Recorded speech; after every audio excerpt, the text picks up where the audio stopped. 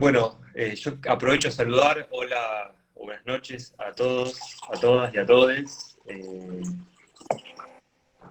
La verdad que nada, primero agradecer una vez más al taller por invitarnos.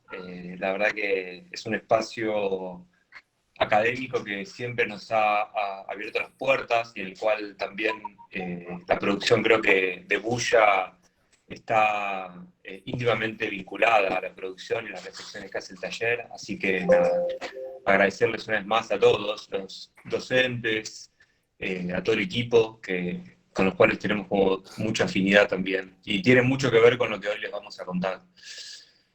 Voy a pasar a compartir pantalla y contarles un poco, digo, de qué va. Hoy a la tarde hablábamos con Aníbal y con Adri un poco de qué va, digamos, la presentación de hoy. Tiene que ver un poco con haber hecho durante este semestre o estos 6 meses de pandemia como algunas revisiones también de lo que hacemos, de lo que pensamos, hacia dónde vamos. Y también un poco las reflexiones durante pandemia nos abren como para ir cerrando ya este capítulo, quizás este compendio que hoy les vamos a contar y poder empezar a abrir uno nuevo, ¿no? Entonces creo que estamos como ya en la fase, si quiere, clausura de esta revisión que hemos hecho, mientras atravesábamos con Ana, con Luli y con todos los que formamos parte de Bulla 10 años ya de producción, de experimentación y demás. Sí, por eso capaz primero queríamos arrancar contándoles quiénes éramos. Abro esto ya que Nacho nombra también, ya somos parte Nacho, yo y Luli, nuestra socia, más Pablo, Hernán, Luján, Rocío, Daniela, Leti y mucha gente más que nos acompaña en este camino y en esta construcción. Creemos fuertemente en lo colaborativo, en el trabajo en conjunto. Como decía Nacho, ya hace 10 años que empezamos con este cuento, con Bulla, con esta construcción, esta historia y cuento en el buen sentido, ¿no? de construir un relato. Y bueno, mucha gente se fue sumando y fuimos construyendo una mirada que creemos que casi ni siquiera fue recibida, ¿no? Como educada, sino que fuimos encontrándole la veta y fuimos parándonos en los lugares que nos queríamos parar para decir las cosas que queríamos decir. Básicamente, Luli, Nacho y yo estudiamos la carrera de la licenciatura en Diseño y Planificación del Paisaje. Se cursa en la misma facultad de ustedes, en los talleres aledaños a sus clases, cruzamos en el mismo pabellón de Ciudad Universitaria, y es una de las carreras, de las pocas, y yo buscando como en el listado de todas las carreras de FADU, de la UBA, perdón, es la única carrera que es interdisciplinaria de base, digamos. Después hay otras que comparten algunos ciclos o algunas partes, pero la nuestra es la única carrera que se dicta entre 2 facultades. Cosa que operativamente en su momento, cuando cursamos y cuando empezamos, digo, era una cosa difícil y engorrosa y creo que hasta difícil de entender, pero que creemos que es un potencial y es algo a favor para la carrera y para el profesional que se forma en esta carrera. Creo que alguien en un momento entendió que ya como estos compartimentos estancos de conocimiento de lo que sabe un arquitecto, lo que sabe un agrónomo, lo que sabe un biólogo, alguien comprendió que se necesitaba formar un profesional que requería de distintos saberes.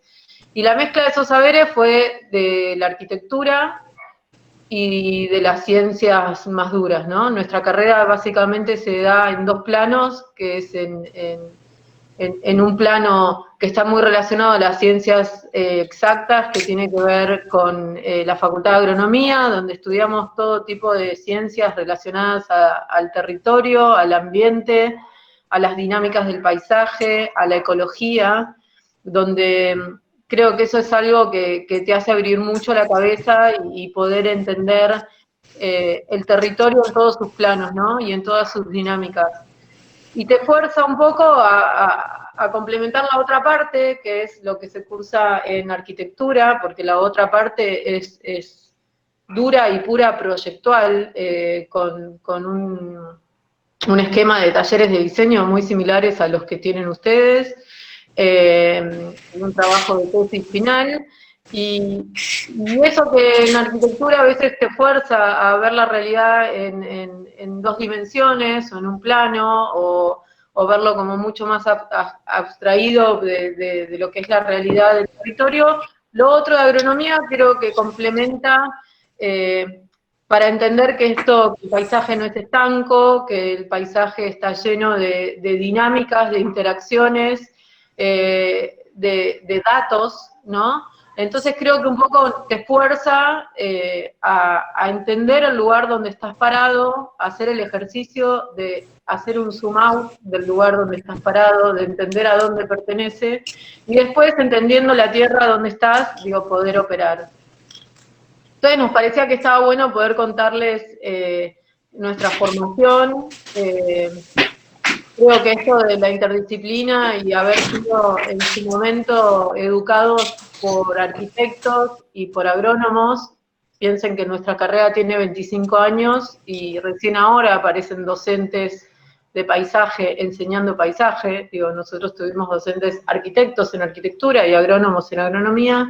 Creo que eso nos acostumbró a que nuestra mesa sea amplia, a que la construcción de saberes no era propia y exclusiva de una profesión, sino que las mesas más ricas y los pensamientos más interesantes surgen de saber armar equipos, ¿no? De poder tener una cabeza abierta y entender la problemática proyectual, no solo objetual, de la intervención, sino del territorio, y poder conformar equipos con ecólogos, con biólogos, con ingenieros, con gente de paisaje, con botánicos, con arquitectos. Y bueno, creo que en esa construcción es en la que estamos caminando ya hace más de 10 años, y seguro que creo que es desde donde sacamos los mejores resultados, tanto de proyectos como de búsquedas y de crecimiento profesional. Y para cerrar en el marco de quiénes somos, otro dato que nos parece importante nombrar es el loguito que aparece abajo, que se llama LIPA. LIPA es una asociación de licenciados en paisaje de Argentina. Estamos asociándonos con los graduados de nuestra carrera para tener una especie de protocolegio que en algún momento nos permita tener nuestro propio colegio profesional, matrícula y firma y demás cuestiones que te habilitan por ejemplo, poder concursar en concursos de espacio público, que esa fue una lucha que hemos llevado adelante, y que hace unos años ya lo hemos logrado. Ahora nos falta que también en estos concursos de espacio público donde podemos participar y ser titulares de proyecto, también haya jurados de paisaje que puedan evaluar los concursos desde ese lugar. Así que, nada, creo que Nach puede seguir. Queríamos poner en caja como de dónde veníamos, que creo que después cuando empezamos a ver todo el pensamiento o lo que fue el estudio produciendo, creo que tiene que ver mucho con esto que estamos contando. Bueno, gracias, Ani, por la introducción. Me parece que es un punto interesante lo que Ana cuenta, porque en definitiva está hablando por ahí para los que ya nos conocen y han escuchado parte de la charla, quizás le suene un poco repetitivo, ¿no? Pero esta cosa que dice Ana de que nosotros entendemos de que lo que hacemos, en definitiva, Bulla como organización, trasciende a lo que es una oficina que hace proyectos solamente, ¿no?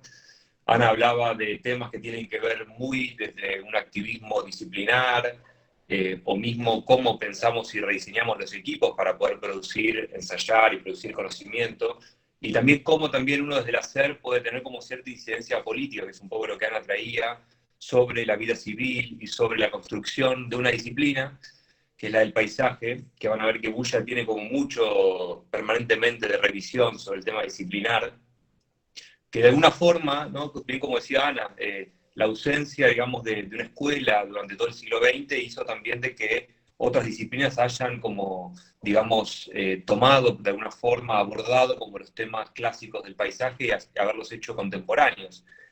Y yo creo que en esa matiz, en ese cruce, es que nosotros crecemos y nos formamos como profesionales y como estudiantes en su momento. Pero en definitiva, nos gusta como pensar de que esto que un día, digamos, construimos, que toma el nombre de Bulla y que uno lo puede interpretar desde el lenguaje como una cuestión de hacer ruido, de despertar cierta cosa que estaba dormida, pero en definitiva también el bullicio tiene que ver con la transformación y con el cambio permanente, ¿no? Entonces van a ver que lo que hoy les vamos a contar en definitiva tiene que ver con una serie de experimentaciones que venimos haciendo permanentemente, o sea, Bulla tiene como una cuestión de que no somos paisajistas clásicos, sino que por el contrario vamos todo el tiempo como transitando los bordes disciplinares, buscando como nuevos lugares en donde experimentar y nos movemos hacia los lugares donde no tenemos tantas certezas también, porque creemos que ahí hay como un mundo de riquezas. Con lo cual Bulla en definitiva es como una suerte de actitud frente a un estado de situación, ¿no? Y van a ver que la charla de hoy, que se llama, por así decirlo, el ecosistema y las personas, yo creo que en realidad se debería llamar entre el ecosistema y las personas, como lo que hay entre esos dos mundos, me parece que empieza como también a hablar y revisar algunos conceptos, algunas terminologías, y van a ver que por eso la charla tiene como dos partes. Una que tiene que ver con una mirada como más conceptual y revisionista, si se quiere, de esto que Ana contaba, de este híbrido disciplinar, de estos dos mundos antagónicos, binómicos del conocimiento, hasta una segunda parte donde vamos a contarles un montón de experiencias, trabajos, proyectos en los que estamos trabajando, ¿no? Y nos gusta cambiar la palabra, por ahí reemplazar la palabra naturaleza por la ecosistema, porque el ecosistema ya incluye a las personas como parte de un sistema complejo, y no es aquella naturaleza que el romanticismo la ve de lejos y la construye como una ficción. Y nos gusta también cambiar la idea del hombre o incluso de la cultura por las personas, ¿no? Que también nos da como una idea de una comunidad social que está construyendo cultura sobre un sitio determinado. Y un poco lo que decía Ana tiene que ver en cómo también nosotros trabajamos, nos organizamos y en definitiva pensamos, ¿no? Digo, Bulla es un colectivo, es una organización, pero que tuvo como una estrategia a la hora de producir, de poder asociarse y construir constelaciones mucho más amplias, ¿no? Esto que Ana contaba, de cómo por ahí de pronto Bulla se asocia con algún estudio, alguna oficina de arquitectura, con alguna oficina de planificación, con un biólogo, empezó a ampliarlos como el abanico de soporte, empezaba como a borrar de alguna forma o a diluir las fronteras de lo conocido y lo disciplinar para empezar a encontrar nuevos mundos de ensayo. Y estos mundos de ensayo empezaron a aparecer a través de Escape, que luego apareció como una especie de laboratorio que retroalimentaba también la oficina. Y van a ver que en eso también tenemos como una importancia y le hemos dedicado con mucho trabajo a poder diseñar como la estructura de trabajo, ¿no? Los equipos, la organización, que fue parte de la expansión de los últimos años que tuvimos. Y por último les vamos a contar una nueva experimentación que se llama Común, que es un experimento arquitectónico, paisajístico, urbano, si se quiere, social, que está en curso, ¿no? Pero cuando hablamos de Bulla, digo, por más que esté Ana y esté por ahí Luli quizás conectada, o yo, digo, en definitiva es un colectivo de gente interdisciplinaria que trabajamos día a día. Esto era cuando todavía podíamos ir al estudio nuestro que está en el barrio de los Andes y poder como de alguna forma desbordar y utilizar la vereda y convivir como en el día a día en este espacio increíble. Y por las noches, y esto surge a partir de que incluso desde la misma carrera nuestra, nos habían expulsado de alguna forma del espacio académico formal, y se nos ocurrió como construir nuestro propio espacio de investigación y difusión autónomo, ¿no? Entonces de noche abríamos las puertas y quizás muchos han ido a algunos de los eventos y se armaba Escape, ¿no? Escape era como este dispositivo de socialización del conocimiento y de cruce, sobre todo, anclado fuertemente en temas de paisaje. Acá vemos en la foto esto que Ana contaba, ¿no? Está José Dadón, que es un biólogo que piensa como el sistema costero del mar, y Mark Solberg, un arquitecto que venía a plantear como una investigación sobre los sistemas de all inclusive, sobre el mar también, ¿no? Y Común, como les contaba, es un ensayo social, arquitectónico y de paisaje también, que daría cuenta de cómo podríamos pensar también la reconstrucción de la ciudad de Buenos Aires bajo estos tres parámetros, un poco desarticulando y desarmando, digamos, como las formas tradicionales de construir lo que puede ser un hábitat en una ciudad. Con lo cual, Bulla, digamos, nace en Buenos Aires. Nosotros, como contaba Ana, tenemos nuestro anclaje en la ciudad como seres culturales, y a medida que ha pasado el tiempo y nos hemos ido desarrollando en este tiempo, hemos ido expandiendo la frontera, digamos, de trabajo y de ejercicio y de experimentación. Al ampliar esa frontera para otros lugares, para otros países, otros biomas, empezamos a entender de que había una información que tenía que ver con la preexistencia del ecosistema y sus dinámicas, que era como parte de nuestra matriz dinámica y activa sobre la cual íbamos a empezar a trabajar y a reconstruir como la idea de lo que nosotros llamamos proyectos, o pueden ser interfaces, o pueden ser dispositivos que en definitiva median entre las personas y un ecosistema que está en permanente transformación, ¿no? Cuando vemos un mapa de estos, que pueden ser un mapa o un esquema de los biomas globales de la región de Sudamérica, entendemos de que es una imagen del pasado ya, ¿no? Porque el paisaje está en movimiento y está en permanente transformación.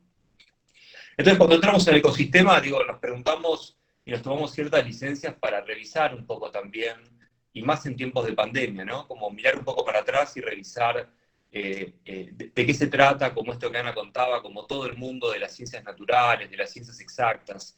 Y en eso nos interesa como tomar las licencias que tiene el paisaje, ¿no? De ser una disciplina como muy antigua, y también poder jugar un rato con la multiscalaridad, que también es como una dotación del paisaje, el tiempo y el espacio.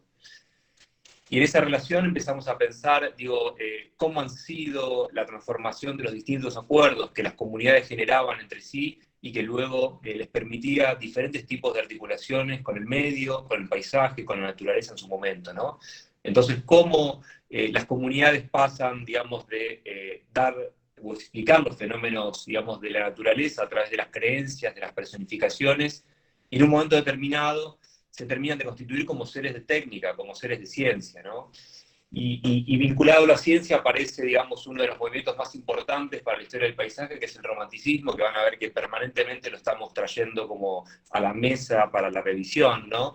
Y con este romanticismo aparece como este contrapunto que existía entre el caos y el cosmos, ¿no? Entre el caos y un orden que daba cuenta de que empezaba a aparecer una idea inicial de ecología, y ahí lo vemos a Humboldt dando vueltas en Ecuador.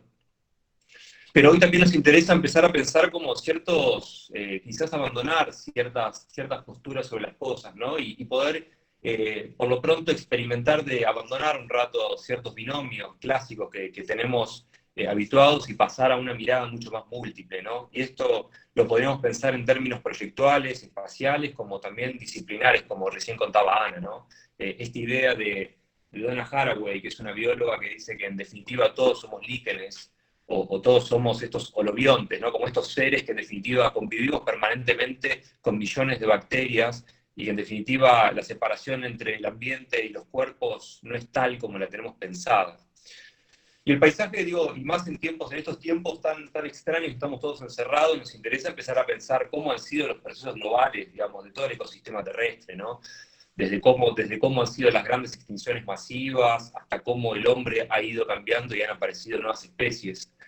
La separación de los continentes incluso nos da algunas pistas cuando empezamos a estudiar el paisaje a escala taller-nación, si se quiere, de cómo pueden ser muchas de esas mutaciones y cambios que hay, tanto en el mundo animal como en el mundo vegetal incluso, ¿no?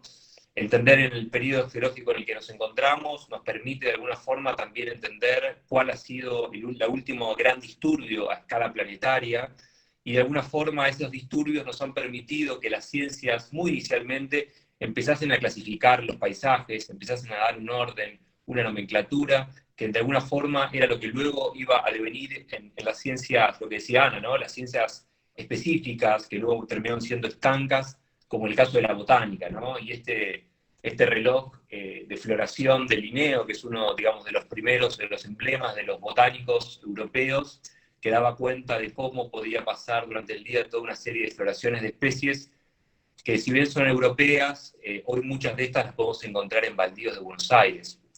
Pero en definitiva, cuando volvemos al territorio nuestro y empezamos a utilizar esta información de la botánica, la clasificación, a través del género, del epíteto, de la especie, del naturalista que en definitiva la clasificó, también entendemos que hay toda una información preexistente que tiene que ver con el uso de estas especies por culturas originarias. Esta es, por ejemplo, una especie de una solanácea que también la pueden encontrar en cualquier vereda de Buenos Aires, es considerada un yuyo, una maleza, pero en definitiva es una planta medicinal que utilizaban los guaraníes de alto valor. Y también, digo, en esta especie de retrospectiva sobre la historia de las ciencias naturales, las más duras, también a la evolución de los botánicos aparecieron los protoecólogos o los ecólogos. Digo, Humboldt, en definitiva, lo que viene a traer a esta noción de geobotánica es toda la constelación solar, y cómo esa constelación a la vez permitía dar cuenta de cómo se formaban los paisajes, los climas, los tiempos. Y sobre estos paisajes, la clasificación en definitiva ya no solo botánica, sino ecológica de alguna forma, ¿no? La relación que hay entre las especies y cómo esas especies que forman poblaciones se empiezan a relacionar con otras, con comunidades y en definitiva con otros patrones que van ordenando el paisaje y dan de alguna forma cuenta, a partir, digamos, de la observación, de la investigación, algún fenómeno del paisaje está sucediendo, ¿no? Este esquema nos gusta de Humboldt porque de alguna forma es un documento muy clave de cómo entender los patrones que ordenan la altitud, la presión, la temperatura a partir del sistema de formas de vida, ¿no? Que tiene que ver con esta modificación, este blend que va sucediendo hacia arriba. Pero alguna idea, digo, el gran aporte que tiene la ecología, esta ciencia dura, que habla un poco de la relación entre las especies en el tiempo y en el espacio, también nos da como la idea de la escalaridad de ciertos fenómenos, ¿no? Entonces, cuando nos ponemos a estudiar, ya sea la ciudad de Buenos Aires, o ya sea misma toda la región pampeana, entendemos como el vínculo que tiene con ese esquema que Humboldt describía en los Andes, ¿no? A través del viento, a través de los mantos loésicos que forman el suelo, a través de luego todas las comunidades vegetales que existen. Pero también lo podemos estudiar desde la óptica del agua, que es uno de los grandes temas que también siempre estamos en revisión, y todo el sistema de entender el territorio líquido y todo el sistema de cuencas, no solo las que vemos, ¿no? Que es un gran tema que nos sucede, sino también aquellas que están subsuperficiales o aquellas que son quizás efímeras o oportunas en algún momento. Este es un mapa de las cuencas de la provincia de Buenos Aires, una provincia que está íntimamente ligada con todo el sistema hídrico, que tiene una escala, en escala de paisaje, unas variaciones muy particulares, pero van a ver que lo traemos también en definitiva todo el tiempo, porque cuando hablamos del agua nos interesa volver a revisar también y diseñar incluso más cuando estamos en las ciudades como el sistema hídrico, ¿no? Cómo es que el agua se mueve y cómo funciona este sistema de vectores, de diferencias de potenciales, ¿no? Este es un corte de lo que veíamos recién, de la pampa ondulada, casi a una escala de partícula, ¿no? De entender de cómo es que funciona el sistema hídrico en todo el sistema de lagunas y de altos, de que dan un poco cuenta un paisaje de la provincia de Buenos Aires que hoy está como puesto en la mira cuando hablamos de producción y alimentación. Y lo que de alguna forma nos traen los ecólogos y nos han como brindado es este conocimiento de la exploración, ¿no? Identificar especies que se llaman justamente especies indicadoras que empiezan a dar cuenta o información de un fenómeno mucho más amplio como puede ser el sistema de lagunas saladas de la provincia de Buenos Aires. Pero el tema del agua es un tema que aparece recurrentemente también en el paisaje, en nuestras investigaciones, y lo pone en el centro de la escena cuando damos vuelta a un mapa y entendemos como que todo el sistema líquido de la Tierra ha sido el menos antropizado, por lo menos si lo comparamos con el terrestre. Y cuando nos ponemos a investigar un poco más la Antártida, entendemos que empiezan a haber dispositivos globales hoy que están en la mira, en la agenda política, en la agenda de investigación, básicamente porque funcionan como dispositivos que regulan el calentamiento global, ¿no? La Antártida es este continente de piedra cubierto por hielo, por 2.000 o 3.000 metros de capa de hielo que todos los años modifica su forma y modifica su superficie, básicamente por un fenómeno físico-químico. Y alguien especuló de cómo serían estos ecotopos, estos paisajes que están por debajo de toda esta capa de hielo, y dieron cuenta de que había un banco de semillas que tenía que ver con esto que les mostraba antes de Gondwana, ¿no? Este encuentro entre unos paisajes que ya no existen más en la Tierra y que mezclan lo que hoy nosotros podríamos considerar los bosques patagónicos, el sur de África y Oceanía, ¿no? En una paleta botánica que solo hoy podríamos encontrarla si existiese un banco de semillas subantártico, ¿no? Después de esta Antártida. Pero de alguna forma, durante el siglo XX, y esto es lo que creo que es la gran enseñanza que nos deja Humboldt, sobre todo sobre el ecosistema terrestre, tiene que ver con esta idea de no solo de cosmos, sino de ecología, y de ecología del paisaje, ¿no? Es decir, los naturalistas románticos estudiaban esta idea de naturaleza y analizaban cómo funcionaba, la graficaban y documentaban, pero en un momento del siglo XX, la incorporación de las personas, o hombre, como llamaban en ese momento, aparte de la ecuación dinámica del territorio, creo que es el gran hallazgo, ¿no?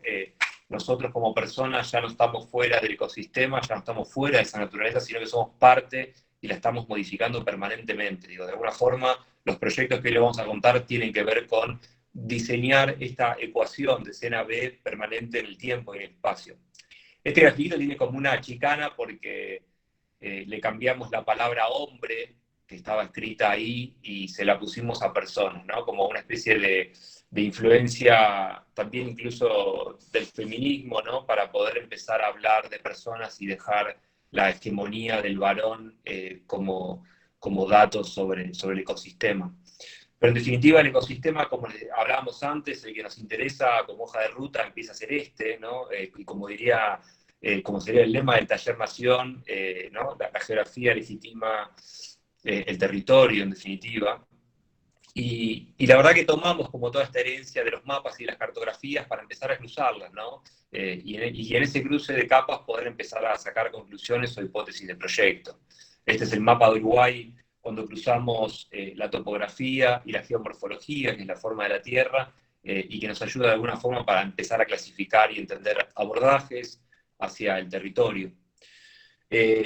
También la ecología nos ha dejado, y la geobotánica, la fitogeografía, una serie de cartografías como interesantes, que es de la manera en que nosotros leemos también el espacio cuando tenemos que trabajar.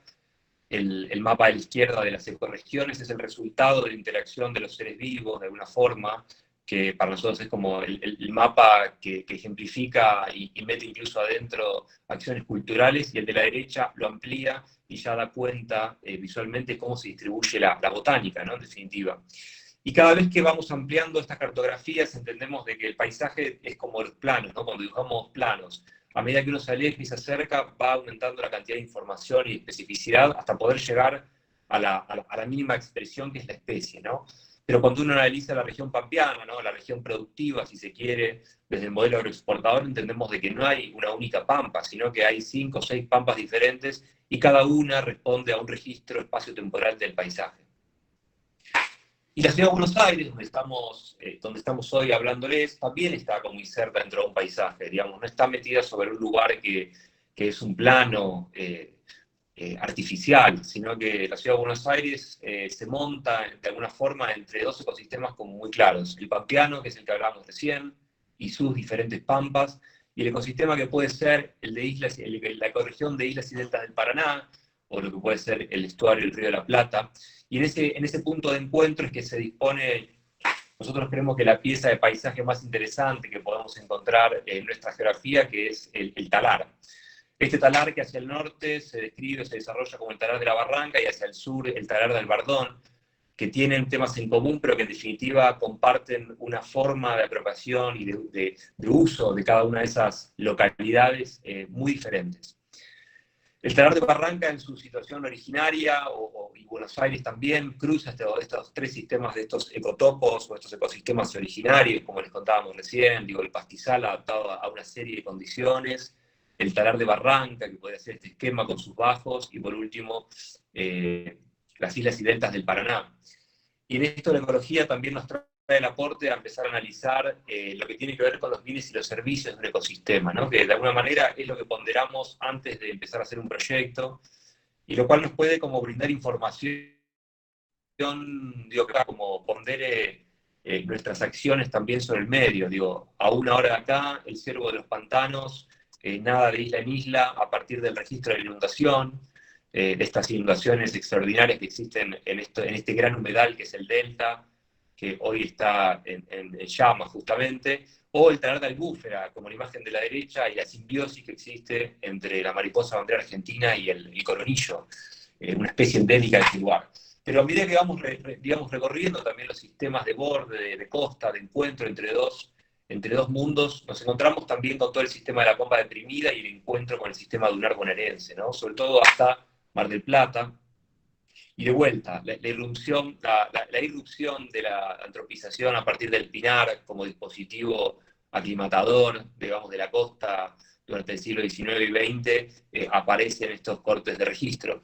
Pero también entender que este sistema de la Pampa deprimida empieza a tener como conexión con otros sistemas y otras dinámicas territoriales mucho más ampliadas, ¿no? Entonces, cuando hablamos de las aguas salinas de la provincia de Buenos Aires, tenemos que empezar a entender el mapa o el traqueo de registro de lo que puede ser el flamenco austral, por así decirlo, que lo podemos encontrar en San Pedro de Atacama, en Córdoba, en la Patagonia, o mismo acá en la provincia de Buenos Aires, y también el sistema dunar, ¿no? Este ecosistema tan frágil y tan antropizado que se ha puesto en el último tiempo.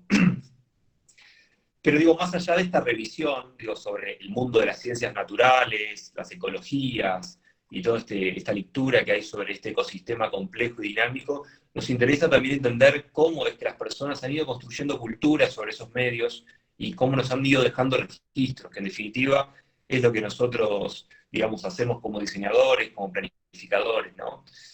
Esto que hablábamos antes un poco de que plantea Tim Morton, que es uno de los filósofos que hoy están trabajando sobre esta idea de la ecología oscura y los holobiontes. En definitiva, habla sobre esta idea de la construcción del concepto de naturaleza, es una idea totalmente antropocéntrica, o sea, pensada desde el hombre en ese momento hacia el afuera, y que la verdad que hoy cuando tenemos que empezar a hablarlo y complejizarlo, la verdad que el concepto del término de ecología es mucho más apropiado, ¿no? Porque ya implica unos matices, unas dinámicas, y no nos hace a nosotros fuera, sino que nos hace parte de eso. Pero en definitiva, cuando estudiamos las cuencas y los sistemas hídricos donde estamos nosotros, nos interesa siempre, digo, volver a nuestro querido, como diría Adri, nuestro querido guaranismo, y a pensar el territorio guaraní, que no es solo simplemente la ocupación de ese sitio, sino que tiene que ver mucho más allá con la utilización de las cuencas y las subcuencas, o mismo el sistema jesuita, que también ha dejado bastante registro en nuestro territorio de cómo montar como una constelación productiva, mestiza también, con los pueblos originarios sobre el territorio, en Argentina, en Bolivia, en Paraguay. O también ciertos registros o ciertas ficciones culturales, ¿no? Que tiene que ver con Prilidiano Pueyrredón, de alguna forma ilustrando lo que podría ser esta pampa ondulada hacia el norte de la provincia de Buenos Aires, cuando el Estado-Nación empezaba a tomar este registro sobre la geografía. Una geografía de que, en alguna forma, también han aparecido las escuelas locales de naturalistas, ¿no? Siempre hablamos también de Hudson y sobre todo de Florentino Ameghino, ¿no? Que plantea como estas soluciones para la época, para la generación del 80, de que construían una idea sobre el territorio, pero que de alguna forma, cuando uno las cruza con el urbanismo, terminan de dar unas cosas raras y extrañas de nuestra historia, como puede ser el proyecto del caso de la ciudad de Pecuén, la laguna de Pecuén, sobre el sistema de lagunas encadenadas del oeste, un sistema de lagunas salinas de la provincia de Buenos Aires que se planificó una ciudad sin haber en ese momento tenido presente el registro, el dato, ¿no? Información dura de todo el régimen hídrico de la provincia de Buenos Aires, ¿no? Es así que que Pehuen intentó ensayar parte del plan Aguirino en su momento como un dispositivo cultural, turístico, económico, en definitiva, y terminó, digo, convirtiéndose en nuestra Pompeya pampeana, ¿no? Nuestra Pompeya líquida, esta ciudad que había sido un poco concebida de los pueblos originarios como sagrada, esta laguna que también, si uno va a ver los flamencos chilenses que están posando sobre esas aguas salinas, salobres, en definitiva. Pero también nos interesa revisar, digo, y escarbar un poco más en la historia, digamos, de los paisajistas clásicos, digo, los que fueron de alguna forma nuestros antecesores en toda esta precuela de paisajistas o de diseñadores del paisaje, y en eso nos paramos un ratito en los clásicos que todos conocerán, pero que es importante, me parece, cada tanto revisar y entender cómo pudo haber sido la mirada, digamos, de los paisajistas europeos sobre Buenos Aires. El caso de Thais, sin duda, me parece que es el que ha tenido mayor difusión en todo el territorio nacional, pero cómo de alguna forma Thais para la época también ensayaba los experimentos botánicos que se estaban dando en las discusiones globales de la época, ¿no? La adaptabilidad de las especies norteamericanas o europeas a la ciudad sudamericana, y cómo de alguna manera con la construcción del Jardín Botánico de Buenos Aires se pone como en evidencia esta mirada enciclopedista, si se quiere, de lo que era la naturaleza universal para la época. Piensen que esto se terminó de construir a principios del siglo XX, digo, tendrá poco más de 100 años, y cómo ha cambiado la idea también que tenemos hoy de ecosistema y de naturaleza global, ¿no? Digo, para que tomemos esto como un ensayo de época también. Y nos interesa como también el trazo que tiene este parque, ¿no? Porque cuando en definitiva encontramos a este Thais, que es un híbrido formado en una escuela europea clásica, pero devenido en sudamericano y explorador, cuando aparece la barranca vemos que la técnica de proyecto cambia, ¿no? Y es como que abandona por un rato el europeo y el versallesco y se vuelve un poco más de barranca, ¿no? Y también nos gusta como esta cuestión que Ana traía disciplinar, ¿no? Como el paisaje y el paisajista repensando el territorio, repensando y ficcionando estas piezas de paisajes naturales. Esto es Thais caminando por las cataratas de Iguazú previo a la construcción del Parque Nacional, o este Thais que piensa los dispositivos higienistas en una época donde nacía la ciudad de Mendoza montada sobre un desierto, ¿no? Entonces el dispositivo tecnológico ambiental empezaba a estar en manos de estos grandes parques, infraestructuras. O el caso, digamos, del local, de Benito Carrasco, que empieza como a ensayar esta relación de piezas borde entre la ciudad portuaria y las infraestructuras extractivistas, si se quieren, de las máquinas y del modelo exportador, y cómo una pieza dura, cívica, social, habilita a que este lugar tenga como un uso público, ¿no? Y no solo sea productivo para la extracción. Y lo que nos interesa de Carrasco, más allá de la escala, de la pieza, del abordaje, es que empieza a tomar el registro sobre lo que tiene que ver con el Río de la Plata y la variación, digamos, del elemento que tiene que ver con el agua, ¿no? Que es un factor que es clave a la hora de pensar cualquier intervención que esté vinculada con las cuencas y sobre todo con la cuenca del Plata. O estos planos hermosos que son como los proyectos de embellecimiento, ¿no? Que para la época esta idea del paisaje tenía que ver con el embellecimiento, ¿no? Y hoy que nos parece como tan antigua, ¿no? De hablar sobre lo lindo, lo feo, sobre la subjetividad de las cosas, nos parece casi como de otra época. Pero en definitiva, muchas veces cuando nosotros cursamos en la facu y estudiamos, digo, siempre el análisis que hacíamos era desde la mirada construida, ¿no? Siempre desde un lleno supuesto que tenía que ver con esta mancha urbana, con las infraestructuras, con estos sistemas de latencias ecológicas que se van metiendo en la mancha urbana. Pero en definitiva, esta cosa que nos gusta revisar siempre es volver a las bases, ¿no? Volver al origen, volver a repensar cómo sería, de vuelta, tomar a Buenos Aires desde un mapa topográfico, reconociendo como sus cuencas hidrográficas, reconociendo que muchos de estos flujos que hablábamos antes del ciclo del agua siguen estando activos, de que de alguna forma Buenos Aires, como diría Uberman, se fabricó a sí mismo las inundaciones como catástrofe artificial, ¿no? En definitiva, por no haber tenido como esta información o esta lectura de lo húmedo y haberse siempre pensado desde lo seco. Y de alguna forma a veces ensayamos cómo hubiese sido esta ciudad, digo, montada sobre estos ecotopos, que son estas unidades, digamos, que se daban originarias en la ciudad, desde los altos y los bajos. Piensen que Buenos Aires tiene una diferencia de niveles en algunos lugares de 30 metros, 35 metros, digo, eso para nosotros da una condición y una variación del suelo, del clima, digamos, de la atmósfera que se da en ese lugar, totalmente distintas, ¿no? Y nos pasa lo mismo cuando estamos ensayando en la oficina la barranca, ¿no? Digo, tenemos la posibilidad de volver a pensar el talar y cómo es la relación de este elemento que quizás hasta debería ser pensado como una pieza de patrimonio natural, ¿no? Y a veces, y esto lo vamos a ver después también, digo, volver a pensar cómo es que se mueve el agua, las partículas del agua en este caso porteño, y de cómo de alguna manera podríamos pensar y ensayar a futuro la reconversión o el rediseño de estas infraestructuras ecosistémicas, ¿no? Y van a ver que también muchas de las cosas que nosotros hacemos a diario es revisar el lenguaje, ¿no? ¿No? O sea, revisar las palabras que utilizamos, el significado que le damos a las palabras, porque en definitiva luego se traducen en acciones, ¿no? Y esta idea que Ana contaba sobre la transdisciplina también, si se quiere, nos parece interesante como esto de ecotonear, ¿no? De poder pararnos en los ecotonos disciplinares, en los ecotonos incluso espaciales, que muchas veces produce incomodidad, mismo para la gente que es de nuestra carrera le produce incomodidad y también mismo a otras disciplinas, porque en definitiva es pararnos en un lugar que no tenemos certezas, pero que entendemos de que ahí puede haber una oportunidad. Digo, una oportunidad en la ciudad, una oportunidad en el territorio, en definitiva.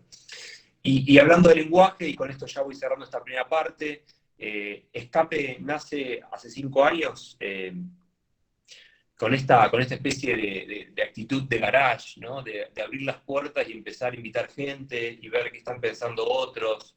Esta idea de socializar el conocimiento nos parecía como que iba a construir un espacio que después empezó a construir una agenda de temas que ahora lo vamos a ir repasando y que fueron alimentando el quehacer, la práctica, pero que también en definitiva fue construyendo un lenguaje en común, ¿no? O sea, ¿qué es esto que nos pasaba y esto de las cajas estancas que Ana contaba antes? Digo, ¿cómo nosotros podemos construir un lenguaje para poder proyectar con un ingeniero hidráulico, con un abogado que piensa el mar, con un biólogo, con un arquitecto, con un posturbanista? Digo, en definitiva, tenemos que empezar a construir un nuevo lenguaje en común que nos una, que nos vincula. Y de alguna forma la escape también es una actitud, ¿no? Una actitud escapista que permite, digamos, a partir de la utilización de un montón de estos recursos, poder construir nuevos escenarios, nuevos artefactos, como en el caso de Houdini, para poder meternos y bucear lo que puede ser el territorio marino, ¿no? De alguna manera. Y Escape ha ido barriendo y ha ido clasificando los distintos escenarios, los distintos episodios que hemos ido transcurriendo a lo largo de estos últimos 5 o 6 años ya, en una movida que se abrían las puertas, invitábamos gente y se tomaba cerveza y luego se quedaba conversando. Van a ver que han pasado desde estudios, desde equipos, desde distintos rangos etarios, pero que en definitiva íbamos construyendo una transversalidad que estaba más vinculada con los temas en común que con los temas disciplinares, ¿no? Acá incluso está Germán, que es permacultor, Elizabeth, que es ingeniera agrónoma, hay activistas, hay biólogos marinos también, con lo cual eso fue, como decía Ana, ampliando nuestro rango de acción y nuestro rango de pensamiento, ¿no? Y en eso, casi el puntapié inicial de toda esta parte de esta visión tiene que ver con este pequeño homenaje que hacemos siempre a Rolando León, que fue un profesor nuestro, un maestro, digamos, de toda el ala, como dice Ana, de las ciencias más duras. Rolando, digo, fue el que nos habilitó esta sensibilidad hacia estos micropaisajes y hasta estas lecturas sobre el ecosistema dinámico permanente y cómo nosotros nos vamos relacionando con él. Y en épocas de pandemia, a modo casi también de homenaje, nos gusta pensar en nuestros amigos, que hace mucho que no los vemos y no conversamos y no nos juntamos, y cómo en ese momento estábamos todos tan juntos, tan pegados, ¿no? Y esto fue uno de los escapes, me parece, memorables que han sucedido cuando Monoblog conversaba con Mauricio Corbalán, y en definitiva cada uno exponía su mirada sobre el territorio líquido, desde lo político, desde lo urbano, desde las especulaciones incluso también, y que hoy está Escape en una fase casi editorial. Estamos produciendo como un documento que, digamos, de alguna forma documente todo esto y lo revise, así que en este momento debe estar Alexis y Mauricio Corbalán pinchándose por mails, teniendo una conversación de lo que esto fue hace ya, no sé, 3, 4 años. Y este año, y viene postergado por todas las cuestiones que ya sabemos, nos interesa que Escape empiece a ensayar el territorio social, ¿no? Cómo las personas y el ambiente se empiezan a relacionar y construyen una nueva reconexión, un nuevo vínculo, siempre vinculados al paisaje. Y dejamos abierto el canal de YouTube, porque todos los escapes están subidos allí y los pueden ver cuantas veces quieran. Digo, esta idea de también poder habilitar a que mucha gente más acceda al conocimiento, acceda directo a la persona que está hablando, que le pregunte. Nos parece que tiene que ver con también con una actitud política hacia lo que tiene que ver con la liberación del conocimiento, ¿no? Bueno, y con esto termino y le paso la palabra a Ana y tomo un vasito de agua.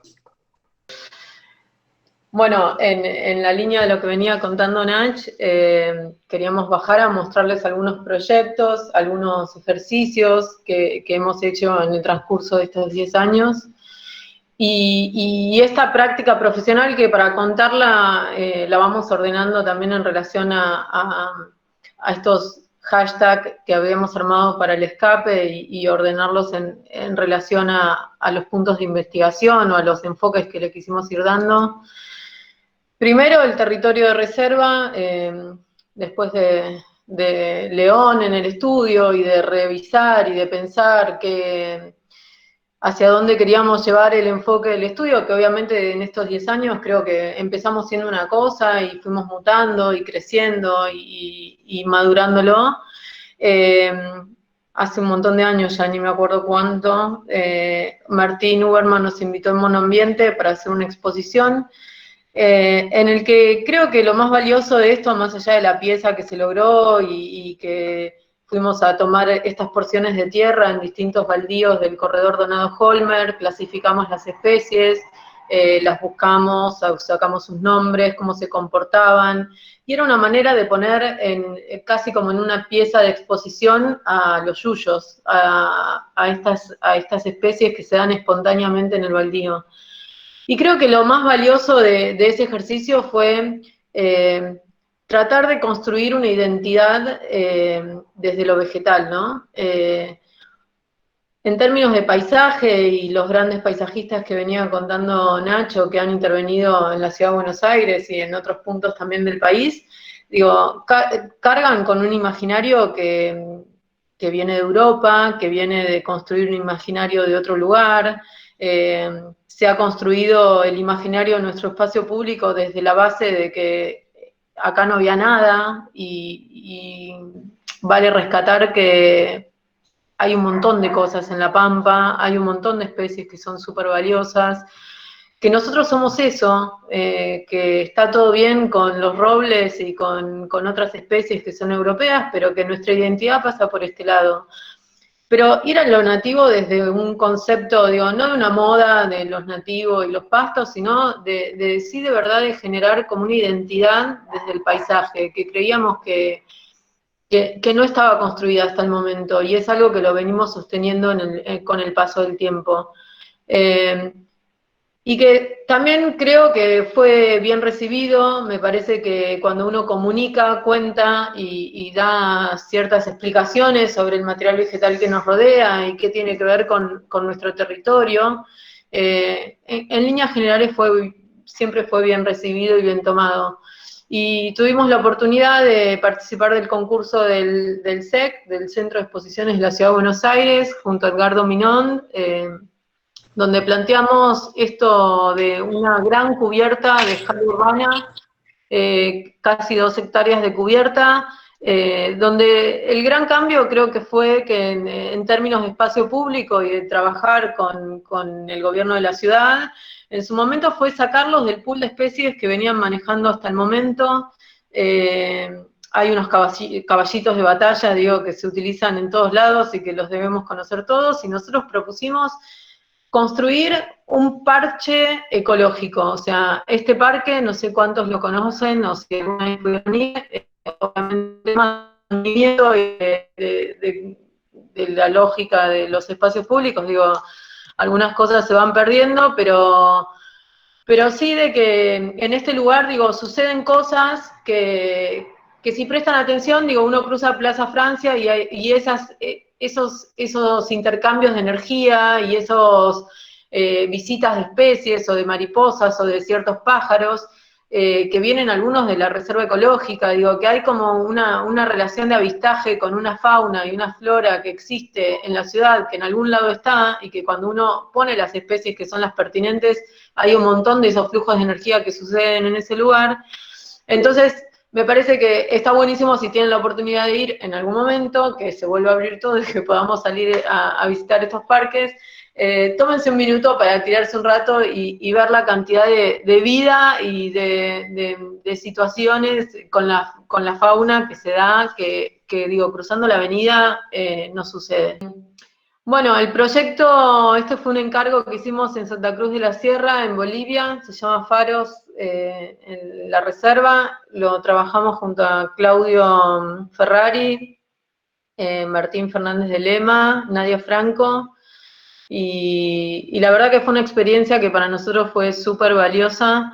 Es un lugar en Santa Cruz de la Sierra que queda muy cerquita de la ciudad. Está sucediendo el fenómeno de cruzar, Santa Cruz se choca con un río, ¿no? Y después, bueno, al cruzar ese río es como que está sucediendo esto de vivir fuera de la ciudad. Y nos encontramos con este terreno de 600 hectáreas, muy cerca del Parque Nacional Amboró, con una riqueza y en términos de naturaleza, un lugar tremendamente potente, donde lo primero que nos pareció que era pertinente hacer era una serie de cartografías, de mapas que se entendiera y que nos explicara cómo funcionaba este lugar. O sea, no concebimos otra manera de accionar proyectualmente en un lugar sin entender el sitio. Luego de hacer todos esos estudios y con una encomienda que lamentablemente la densidad venía dada y la pudimos negociar hasta donde podíamos, pero digo, era el encargo. Trabajamos en modificar un master plan que lo habíamos recibido, que se había dibujado en un escritorio, digo, en 2D, en un plano, que no verificaba y no tomaba ningún dato de la realidad. Entonces, nuestro trabajo consistió en identificar las partes, unificarlas con el territorio, en las zonas de cañones, preservar unas áreas grandes de parques públicos, trabajar en la costanera, en unos lechos de ríos que son más bien arenales, que eventualmente el agua sube, entonces estudiando las cotas de inundación teníamos unos frentes costeros que contenían la inundación para sus inundaciones máximas y mínimas, y eso creo que es un dato que está buenísimo para tenerlo en cuenta, porque muchas veces los tiempos de la naturaleza hasta exceden nuestra vida, digo, hay recurrencias de fenómenos que son cada 50, cada 100 años, pero son datos que cuando uno opera en el territorio, digo, los debe de tener en cuenta. En la línea del territorio líquido, trabajamos en este proyecto de la Plaza Líquida en Escobar, donde la encomienda había sido trabajar sobre el filo, sobre el waterfront, ¿no? Trabajar como en el borde de la tierra que se encontraba con el agua, y nos pareció que era un poco tímido siempre quedarse en esa relación, ¿no? Con un pie en la tierra y un pie en el agua, y propusimos enmarcar una porción de agua en un barrio que, bueno, tiene ciertas actividades náuticas y mucha relación con el agua, y donde esta pieza de unos pontones que se van uniendo y nos enmarcan esta pieza de agua central, generan este espacio de plaza líquida en contrapunto con una plaza cívica que está al frente del edificio de Martín Torrado, y hasta el cambio de textura o el enmarcar esa porción de agua, digo, genera un espacio en sí mismo. Así que nos corrimos del borde y nos metimos al agua en esta intervención que hoy está creciendo y está tomando otra escala con un edificio de los Adamo Fayden que aparece ahí a la derecha y que, bueno, hoy esa plaza cívica que antes era más seca, la estamos transformando en otro espacio de otra calidad y urbanamente, digamos, como que se va armando estas piezas y se van articulando para también ir contemplando el crecimiento. El Parque de la Innovación, que fue un concurso para nosotros muy, muy querido porque creemos que pudimos indagar en temas que nos interesaron. Lo trabajamos con Polo Jaimes y con los queridísimos Monoblog. Y el parque básicamente lo que planteaba era notar que el terreno en el que nos teníamos que mover, que era el Tiro Federal, tenía una característica que era bastante particular, que en uno de sus lados corría el arroyo White. El arroyo White es la cuenca más chica de la ciudad de Buenos Aires. Empieza en Núñez y termina en el Río de la Plata, y casi todo su recorrido está armado sobre terreno de relleno. Entonces, básicamente la propuesta se basaba en que íbamos a desentubar ese arroyo, construir un parque, pero un parque infraestructura, un parque que trabajaba con las dinámicas de crecimiento, de subida y de bajada de agua, y básicamente el arroyo iba a ser el punto ordenador y eje para la futura expansión que veíamos en ese momento, que hoy es una realidad, que es el CENAR, que es el terreno contiguo.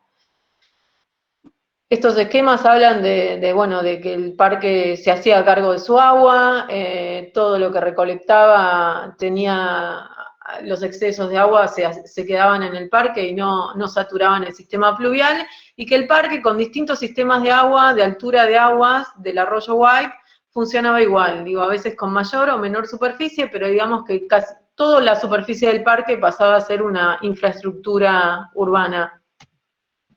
El Parque de la Ciudad, donde sacamos un premio, tercer premio creo que fue, con Claudio Ferrari, y con los chicos de Monobloc también, y nosotros.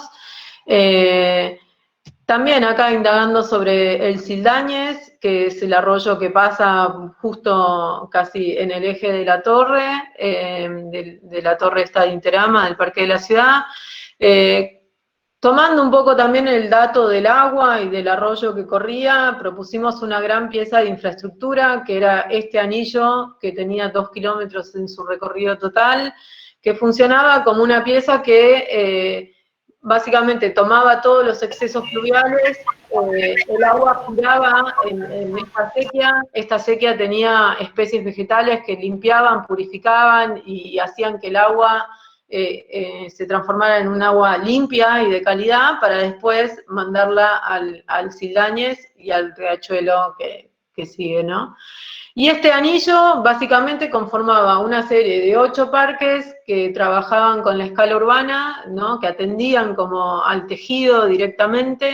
Cada uno de esos parques tomaba una preexistencia de alguno de los datos del viejo parque de diversiones, y un parque de escala metropolitana en el centro que bueno, tomaba también un poco todas las preexistencias del lugar y trabajaba como un gran pulmón y eyector de flora nativa para este sector de la ciudad. Acá cómo funcionaba la sequía, y siempre relacionando nosotros en términos de paisaje, digo, entendiendo qué unidades de paisaje queríamos conformar en relación al corte típico de la ciudad y dónde estábamos enmarcados, y bueno, diseñar esas comunidades para que exista la biodiversidad, para que funcione en términos de sustentabilidad, en términos de bajo mantenimiento. Dentro de la lógica del territorio productivo, el proyecto que trabajamos en Córdoba, un proyecto de 3.000 hectáreas, que es este marquito que ven inmerso en este paisaje. El pedido fue un proyecto, que también trabajamos con Claudio Ferrari, con Martín Fernández de Lema, con Nadia Franco y Bulla, y el Japo, que ahora no me voy a acordar el nombre, Germán Santía, en cuanto a la producción de alimentos. Y la encomienda era trabajar en la lógica de construir una ciudad de salvataje, ¿no?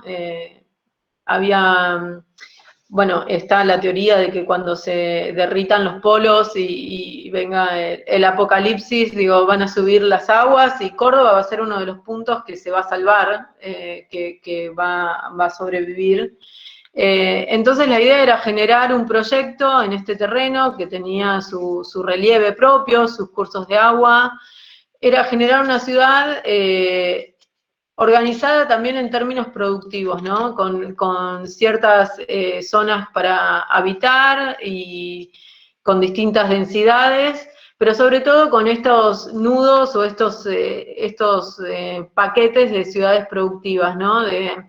Estábamos calculando la cantidad de gente que soportaba este lugar, los reservorios de aguas que eran precisos para este lugar, y la organización en estas franjas productivas para entender qué cantidad de producción de alimentos se necesitaban para sostener a qué cantidad de familias. Esta es en una de las tiras tipo, ¿no?, que organizábamos el proyecto en términos de energías, de productividad y de relación con el ambiente, ¿no? En términos del territorio marino, este es un corte, los hago saltar para Uruguay, este es un corte típico del litoral uruguayo, del litoral marino, una franja aproximada de 10 kilómetros, donde es una situación distinta a la nuestra, del mar y su borde rocosos en algunos casos. Digo, hay un sistema de planicies, de lugares bajos, de bañados y de lagunas que abren y cierran para intercambiar con el mar, y después unas planicies más altas que van subiendo a las sierras uruguayas. En ese paisaje tuvimos la encomienda de la reserva, un terreno de 60 hectáreas de funciones, son terrenos para vivir, son lotes de 1000 metros para vivir y también para pasar cierta temporada, donde nosotros lo primero que hacemos es tener estos mapas de lecturas del territorio, de las coberturas, de los ambientes, y logramos identificar en este lugar estas 4 situaciones: el borde de laguna con sus bajos, la pradera con todas sus especies típicas de lo que es la pradera relacionada a la fijación de los médanos, y después lo antrópico, que es lo que contaba antes Nacho, ¿no?, la situación como del pinar y de los eucaliptos, que son las maneras que el hombre encontró para fijar al médano en su momento. Y nuestro trabajo consistía en entender el lugar y poder identificar ciertas especies, en armar ciertos sistemas que comunicaban cada ambiente, que potenciaban qué significaba vivir, tener un lote en el pinar, en la pradera o en otro lugar, y con una acción que hicimos el verano que pasó, recolectamos especies del mismo sitio y las regalábamos a la gente que iba como una especie de diseminación de vegetación nativa. Y una serie de parques dentro de esta urbanización que no explotaba al 100% el terreno, sino que dejaba una serie de parques públicos o semipúblicos que vinculaban los espacios de uso común, y íbamos generando una serie de 6 parques más o menos de esa escala. Y este es otro proyecto también en Uruguay que tuvimos la suerte de poder trabajar y generar otra vez todo este mapeo que habla de las distintas capas de información que creemos precisas para empezar a intervenir en un lugar. Y nos gustó también no solo poder estudiar todo lo que tenía que ver con el territorio seco, sino también estudiar el territorio marino, entender cómo son las corrientes. Este terreno que les estoy hablando está en la costa uruguaya también, y bueno, aparecían muchos datos que tenían que ver con Punta Ballena y con distintas situaciones de movimiento de agua, hasta incluso de avistaje de ballenas. O sea, por Punta Ballena pasan las ballenas franca austral, que es la que aparece en Madrid y que después sube para el norte. Y en un corte típico de esta situación que encontrábamos, que tenía que ver con la duna viva, en algunos casos la duna viva es cuando la arena está sin vegetación, que quiere decir que todavía la duna se mueve, y en otros casos unas dunas fijas que ya estaban fijadas por cierta vegetación típica del lugar, e incluso dentro del terreno con una situación de bajos que eventualmente llenaban de agua o no. El corte típico de esta situación, de las que le mostramos antes, las dunas, las praderas que vienen posterior, y después estas sierras que empiezan a subir, a diferencia del territorio nuestro, la identificación de estos distintos ambientes que encontrábamos en el lugar, y una propuesta de urbanización que tiene que ver con una gran pieza central, que que va recolectando programas, que toma los bajos para que existan unos espejos de agua y de lagunas. Y nos parecía un lindo desafío el pensar una urbanización desde el territorio, ¿no? Leer el territorio, entender cuáles son los lugares óptimos para juntar agua, cuáles son los lugares óptimos para que pise la arquitectura, cómo serían los servicios, qué cantidad de servicios necesitaríamos poner. Y empezamos a pensar la urbanización desde ese lugar, desde la naturaleza como amenity también, ¿no? Del lugar, estar en este espacio y poner en valor estos espacios. No fijarlo todo con pinos y generar unas atmósferas muy toqueteadas, digamos, sino que algunos lugares sí, porque lo requieren, porque tenés que hacer habitable un médano, pero muchos lugares otros no, y nos parecía que estaba bueno poner eso en valor. En cuanto al territorio social, este es un trabajo que hicimos también junto a los Monoblog y ACIA, que fue un pedido del Banco Mundial de trabajar en un manual para el espacio público. Una encomienda que tuvimos que en un momento parecía medio faraónica y un poco inalcanzable, que era entender cómo tenía que ser el uso del espacio público en todo el país, ¿no? Y lo curioso era que cuando nos hicieron este encargo, nos pedían que lo hagamos para 4 lugares, o sea, nuestro país dividido en 4 sectores, que era una cruz que lo dividía en norte, sur, este y oeste.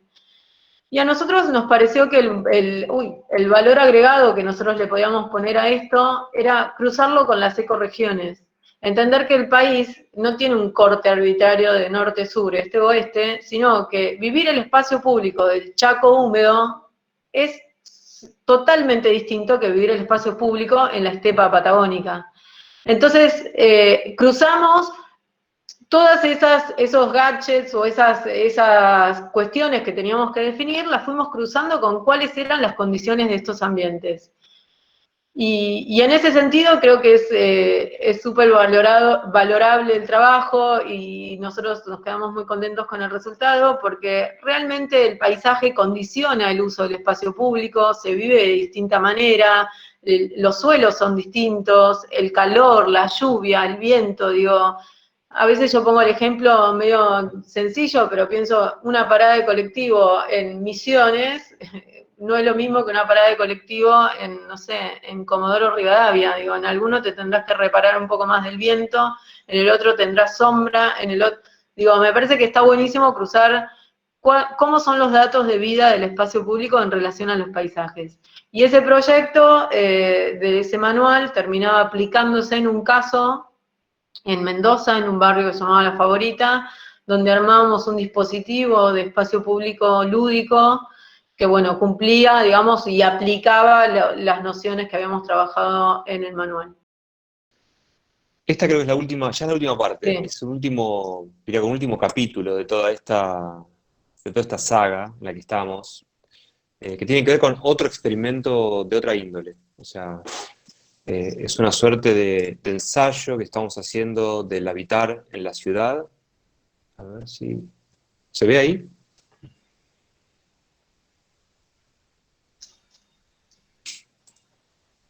Ahí está. Ahí está.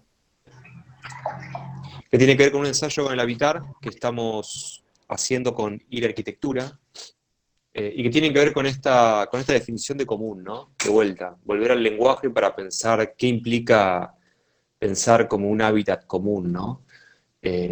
Esta cosa que nos gusta, que es como que la tomamos también, digamos, de las dinámicas ecosistémicas, ¿no? De la no diferenciación a veces de los límites y de cómo es el flujo de la materia en el ecosistema. Nos gusta como pensarlo de que podría ser lo común, podría ser algo que se extiende a varios, ¿no?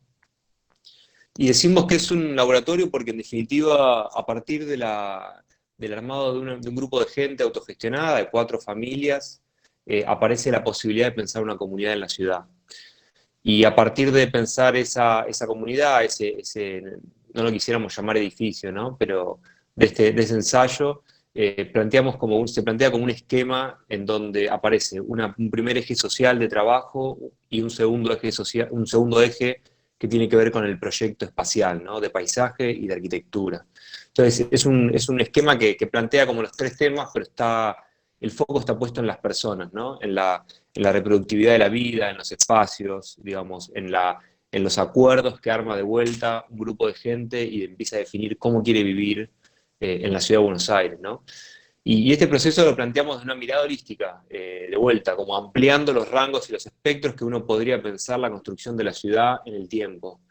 Desde la composición social de un grupo de gente que define algunos valores para vivir, hasta el espacio del durante, que es el baldío, estos territorios que quedan abandonados en las ciudades y que podrían ser utilizados temporalmente, hasta la producción de la biomasa, las semillas que va a producir eso, cómo luego la comunidad empieza a funcionar, se desarrolla también la arquitectura y por último, en definitiva, en el tiempo, especular con que este proyecto cambia, muta y en definitiva empieza a exportar también biomasa, propagar especies para el resto de la ciudad, ¿no? Es un terreno, digamos, es un proyecto que está calzado sobre un lote de 866 en la cota 15 de la ciudad, en el barrio de Villa Ortúzar, y estos primeros pasos tienen que ver con diseñar el proyecto de vuelta, ¿no? Ampliando el espectro, modificando las variables y los procesos tradicionales de cómo uno podría construir ciudad o un pequeño edificio, a partir de las definiciones del trabajo, digamos, con las personas, que en definitiva dan como resultado esto que creo que es lo más importante del proyecto, que tiene que ver con los acuerdos sociales que se dan, ¿no? Un edificio que tiene una primera planta baja y está organizado en tres estratos, se podría decir, una primera planta baja de uso común, donde puede incluso interactuar con el barrio y entrar gente de afuera, a utilizar áreas de trabajo, talleres, incluso comedores comunes. Una segunda fase que tiene que ver con los mundos privados, con las casas, y por último, el paisaje aéreo, el paisaje que está vinculado con la atmósfera allá arriba, ¿no? Una volumetría que, digamos, arma una serie de atmósferas que están bien estratificadas, que organiza estas pequeñas casas, si se quiere, urbanas, que también recuperan parte del suelo absorbente y parte, digamos, del arbolado, pero que en definitiva empieza a dar como las posibilidades de repensar incluso el código, ¿no? De la ciudad, y que el código también ya esté en tensión no solo desde lo edilicio, sino también desde ciertas variables ambientales, ¿no? Como la posibilidad de lo que decía Ana, ¿no? La reutilización de aguas de lluvia, la producción de unas piezas de estos parches que van a empezar a aparecer en la ciudad espontáneos para reconectar algunas de las variables, digamos, que están latentes. Bueno, un proyecto que después luego se organiza con distintas variables flexibles y crecimiento en el tiempo, pero en donde toda la pisada es una pisada absorbente, digamos, receptora de agua, y donde la mitad de los espacios son espacios compartidos, en definitiva, ¿no? Y pensamos el edificio como un gran ecosistema también, ¿no? Que se hace cargo de su agua y deja de largar el agua para sobrecargar las infraestructuras públicas que ya están, como contaba Ana, en el arroyo White, saturadas, porque están pensadas hace quizás 80 años. Entonces, hacerse cargo de eso, producir una pieza de agua que pueda llegar a funcionar como un pequeño microhumedal, o sistemas intermedios de programaciones botánicas que aclimatan áreas comunes, hasta poder llevar a estas praderas, a estos pequeños parches en la ciudad que vuelven de vuelta a reconectar y a reproponer de alguna forma una nueva programación de la biodiversidad, ¿no? Ya no queriendo restaurar el paisaje originario, sino tratando de reconfigurarlo y a partir de eso proponer un proyecto, si se quiere, biológico, ¿no? Y en este momento nos interesa porque es algo que estamos como trabajando y ensayando como un laboratorio dentro de otro laboratorio, que ya lo venimos y lo volvemos a traer, que tiene que ver con de qué se tratan los terrenos baldíos, vacantes en la ciudad, ¿no? Cómo no podríamos aprovechar para utilizar esos espacios, digo, no solo para monitorear el crecimiento de toda esta flora espontánea, esta flora que ensayamos con baldío, que podría ser parte de lo que es esta nueva idea de naturaleza, ¿no? Como pospandémica, que no requiere mantenimiento, no requiere inputs, pero requiere como un manejo y un conocimiento técnico mucho más elevado, con lo cual nos vuelve a proponer una nueva idea de vincularnos con una flora híbrida, hasta las ocupaciones sociales de ese espacio, ¿no? Pero en pandemia también, digo, empezamos a pensar si no tomábamos como algo que Lucía una vez diseñó, denominado Meanwhile, que tiene que ver con un proyecto de mientras tanto, ¿no? Y cómo podríamos ensayar a partir de eso unas células dinámicas que se van moviendo en la ciudad, pero que en definitiva van produciendo comida local y de calidad y de cercanía, sin tener que ir a comprarlas a otro lugar, ¿no? Y cómo este esquema no podría estar contemplado desde el Vamos, me parece, en el ejercicio, digamos, de construcción de ciudad, inmobiliario, del código, ¿no? Digo, cómo no estamos aprovechando estos paisajes, estos dispositivos temporales para producir y cambiar las condiciones de vida en la ciudad definitivamente. Y cuando hablamos de la ciudad, y con esto ya cerramos, estamos en procesos hace un tiempo que nos invitaron de alguna forma a una mesa, de una manera muy también extraña, digo, a proponer o a mirar, a dar una opinión sobre el código urbanístico de la ciudad, ¿no? Sobre todo puntualmente sobre la construcción de las manzanas. Y bueno, la mirada que por ahí nosotros tuvimos y que en eso estábamos muy también, en eso como vinculados con el proyecto anterior que mostraba, tenía que ver con poder reinventar lo que llamamos los inputs ambientales para el código, ¿no? Que nos parecía que en pandemia era una cosa como ineludible, volver a repensar un montón de herramientas y de posibilidades que hay en estos ecotonos entre la arquitectura y la atmósfera, ¿no? La atmósfera aérea, la atmósfera gaseosa del suelo, entre los acuíferos, las cuencas, el ciclo del agua, digo, cómo el código no empieza o podría de alguna manera empezar a tomar todas estas nuevas variables que la pandemia nos deja, una crisis ambiental que estamos atravesando y que debería empezar a replantear y mover un poco el tablero de cuáles son las variables que en definitiva pueden hacer la construcción de un ambiente en la ciudad futura, ¿no? Artificial, pero definitivamente con funciones ecológicas. Y en eso de vuelta, ¿no? Volvíamos a traer de vuelta este imaginario que hablábamos muy al principio, ¿no? De cómo sería reconfigurar, volver a traer esa memoria de estos parches, de estos ecotopos a todas las cubiertas de la ciudad, ¿no? Digo, cómo podríamos volver a reconfigurar un montón de mapas y de rutas y de traqueos de especies que van a ir anidando de microparches en microparches, sean espontáneos o sean de regeneración, pero en definitiva, cómo podríamos imaginar una ciudad de acá a 20 años con toda digamos, una reasilvestrima, como un resurgimiento, digamos, o una aproximación a toda la biodiversidad que está latente en la periferia, ¿no? Bueno, y con esto yo creo que cierro y quizás Ana pueda hacer como un cierre.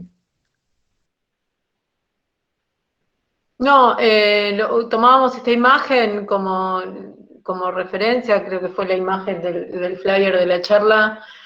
También el tema que, bueno, que nos preocupa y que nos ocupa o que nos debería de preocupar y ocupar a todos como profesionales también del paisaje, eh, estar comprometidos con la realidad que nos toca. Hoy, lamentablemente, es el incendio del delta del Paraná, más otros terrenos también río arriba, en Córdoba. A veces escucho hablar sobre este tema y pareciera que el problema es el humo o pareciera que el problema es la desgracia. Y creo que como profesionales también está bueno entender que esto no es una desgracia, que esto es adrede, que esto es parte de una manera de operar negligentemente en un territorio con el escudo de un modelo de explotación del suelo, de una industria que es el campo y que son las maniobras de manejo de suelos que se hacen inescrupulosamente, irresponsablemente y que nos afecta a todos. Así que también estamos comprometidos con estas causas y creemos que como profesionales y como parte de la universidad que nos formó y de la carrera que nos formó, creo que hay que hablar de estos temas y hablar como se debe de estos temas. Y bueno, ponerlos en agenda y ponerlos sobre todo creo que hablando sin vueltas, ¿no? De cómo se explota el territorio y cuáles serían los modelos que tendríamos que hacer, porque nosotros creo que nunca tuvimos una visión como súper proteccionista del territorio, ¿no? Como de no tocar nada, de dejar todo como es, sino que me parece que hay que encontrar ese equilibrio para poder hacer cosas, para poder desarrollar una industria en una tierra o para poder construir ciudad, pero de una manera más responsable y más a pelo con el terreno que nos toca. Así que era la última reflexión que les queríamos dejar. Gracias a todos y acá estamos para las consultas que quieran.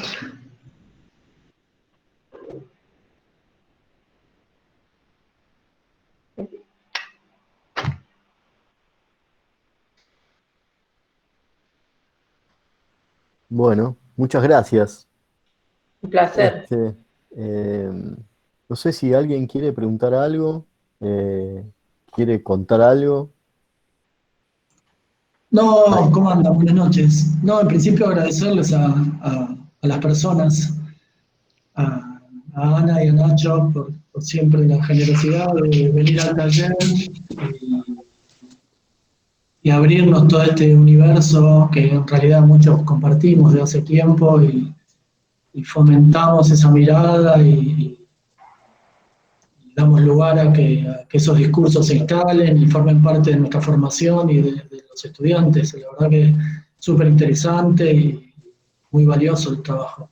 Así que, en principio, agradecerles. bueno, Bueno, genial.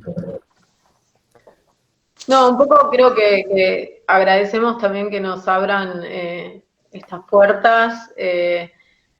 Siempre desde que empezamos, por ahí muy al principio no, porque nos metimos a producir y a hacer, eh, pero sentimos un poco que apenas nos recibimos y cuando empezábamos, nadie sabía lo que hacíamos, qué hace un licenciado en paisaje. Nadie sabía a qué nos dedicábamos ni cuáles eran los alcances de nuestra mirada o qué podías hacer. Y creo que en sus momentos de las primeras camadas que surgieron, digo, surgieron los años 90 y los fenómenos de vivir en las afueras de la ciudad y en estos nuevos barrios. Y creo que eso le han hecho mucho mal a nuestra profesión porque en un momento creo que se desvió la mirada y no se entendía si nosotros teníamos que hacer eso, trabajar para los que tenían esos espacios o esos jardines, esos lugares. Y creo que siempre alzamos la bandera de que la profesión tenía una dimensión muchísimo más amplia de la que creo que hasta de la que me inculcaron, ¿no? Pero cuando uno indaga un poco, afuera, en Estados Unidos, en Holanda, en Europa, en un montón de países, la disciplina tiene un montón de años y trabajos súper interesantes. Así que siempre llevamos un poco la bandera del contar y de poder mostrar lo que se puede hacer. Y me parece que es como casi que no tiene como límites, ¿no? Que obviamente los tiene, digo, pero que bueno, uno en mesas amplias donde pensamos todos juntos, digo, podemos hacer un montón de cosas. Ahí déjame, Ana, decir algo que viene al caso en términos de lo que vos decís, de lo que se cree que hace un licenciado en paisaje, lo que está establecido que hace un paisajista en la conciencia colectiva y lo que ustedes ponen en juego. Yo un poco a propósito robé la charla de ustedes para la revista El Jardín.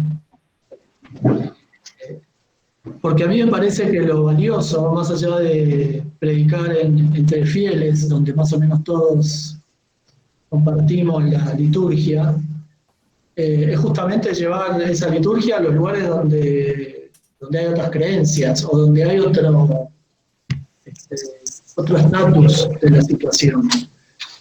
El taller, de alguna manera, se constituye y es como una inquietud de hace muchos años que va en esa misma dirección, en correr los límites de lo disciplinar en términos de la arquitectura, que en general se entiende que son los tipos que hacen edificios, ¿no? Como muchos que piensan en algún pedazo de ciudad.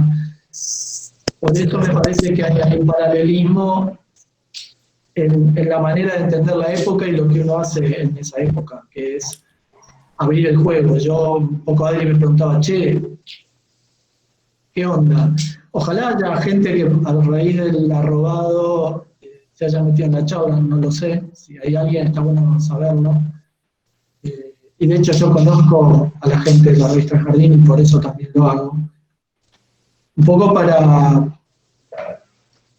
romper ciertos moldes, o no romper, incorporar las otras miradas. De hecho, de la revista me mandaron decir, che, los conocemos, son muy buenos. ¿Viste? Como, no sé después qué relación tengan ustedes, pero les paso el aviso parroquial. Pero un poco la idea de nuestro taller en general, y en esta robada en particular, es llevar estas ideas que tienen mucho que ver con la época y que no están instaladas en general en los lugares de la toma de decisiones, llevar estas ideas a esos lugares. Sí, a veces me sucede que en talleres de arquitectura a veces no me encuentro como entre fieles que predicamos el mismo evangelio, ¿viste? Es como, a veces siento que hay que instalarlo hasta en mi propia casa de estudios, o sea, hasta no hace poco la misma Universidad FADU convocaba a concursos de espacio público y nosotros somos producto de FADU y no estábamos autorizados para ser titulares de proyectos de espacio público. Entonces, vengo como dándome, viste, vuelta hace rato, que era como, nadie es profeta en su tierra, pero es como, hasta tu propia casa de estudio siento que no reconoce la profesión, los alcances, y que hay una creencia que desde la arquitectura llegás al mismo lugar. Que puede ser, pero que también creo que hay otra manera de enfocarlo y de complementar saberes, y de verdad que a veces pasa eso. Parece que estás estudiando en la casa del otro o que estás como de visita en un lugar que es del otro, y siento que también es nuestro, y que en el primer lugar que trato de contar y de mostrar qué hacemos y qué podemos hacer, no solo Bulla, nosotros tres y nuestro equipo, sino un montón de gente que se recibió conmigo y camadas nuevas que sorprenden aún más que nosotros.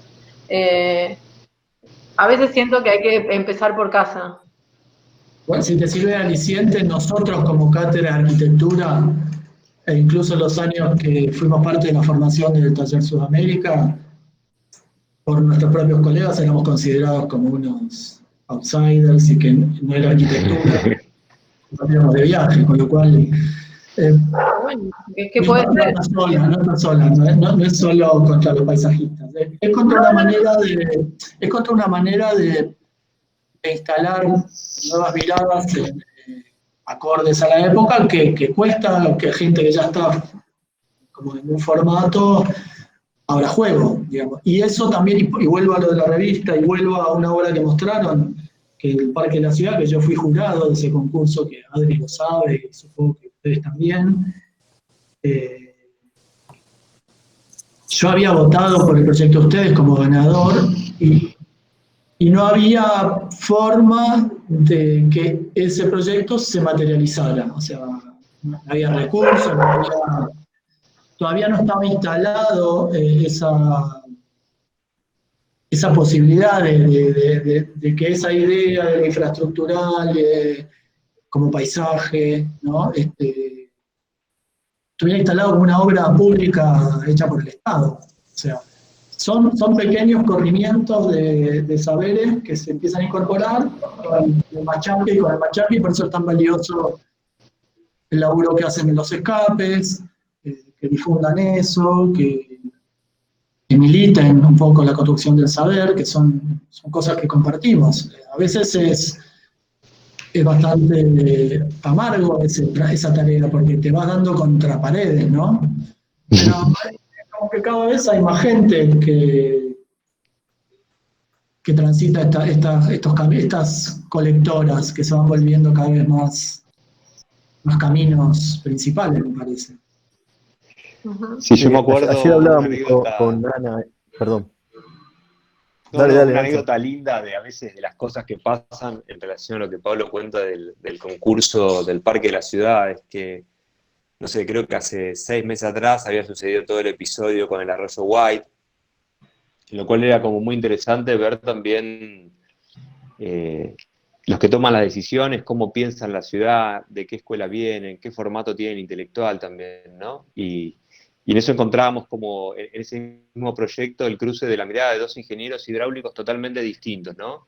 Un ingeniero especificista que sabía muy bien de su disciplina, formado, yo diría, creo en una escuela más del siglo XIX, o anterior incluso, y un ingeniero holístico, ¿no? Que era por ahí que nosotros con el cual habíamos estado trabajando, que es Rodolfo Aradas, donde ya el tipo empezaba a poder tener el lenguaje con nosotros, empezaba a entender de que el saber se desbordaba hacia otros lados, ¿no? Y eso fue como el contrapunto entre lo que el gobierno eligió, en definitiva, y lo que no pudo ser. Y después cuando fue creo que el concurso del Parque de la Ciudad, estábamos dentro de una cuenca con toda una antropización tremenda, como es la zona sur de la ciudad, creo que de nuestra cultura urbana de relleno de las peores, ¿no? Porque fue rellenada toda la planicie de inundación con basura, y en ese territorio estábamos trabajando, en ese paisaje que nosotros, me parece, es parte ya de nuestra cultura, y un montón de pibitos y de gente que presentaba la propuesta empezaban ya a desentubar casi como una acción, ya, ¿no? Había un montón de proyectos que desentubaban y que empezaban a hablar de vuelta, como diría Ariel Fogué, como la caja negra de las ciudades, ¿no? Como todo lo que no queremos ver y no se ve, que no es solo material espacial, sino que también tiene que ver con las subjetividades y las personas, ¿no? Como, me pareció muy fuerte cómo se había transmitido, por lo menos en ese sentido, que un montón de proyectos empezaban ya a tener ese registro al menos, ¿no? Sí, de hecho ayer hablábamos, ¿no? Con Nacho y con Ana, que tal vez, no sé, por ahí nos pondríamos contentos que de acá a, no sé, 5 o 10 años, cuando venga Big a hacer el primer edificio con huerta en el Tiro Federal, termine abriendo el Arroyo White. Entonces, tal vez eso suceda. Pero como viene un extranjero a hacerlo, por ahí alguien lo ve bien, ¿no? Por ahí Clarín publica cómo no se nos ocurrió antes. Bueno, igual estaremos contentos porque haya sucedido. Que no te extrañe. Mm. Entonces, Es que tiene... perdón. No, tiene que ver, Adri, con la construcción del paisaje en la ciudad. Creo que de principio del siglo XX fue básicamente eso, ¿no? Digo, Tai, si bien se metió, digamos, a caminar por el monte chaqueño, era un tipo formada en una escuela francesa con un montón de referentes de parques hoy que hay en Francia, ¿no?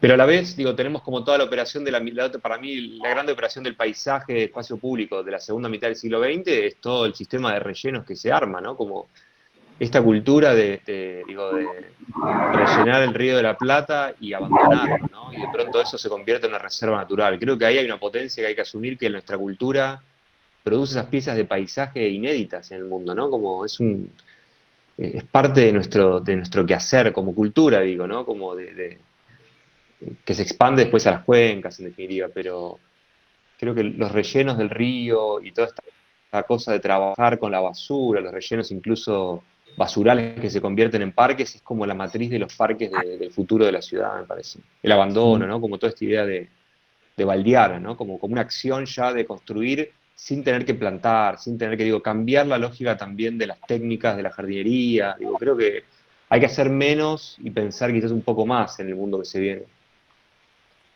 Sí, pensaba en estas cosas que también ustedes venían presentando, ¿no? Como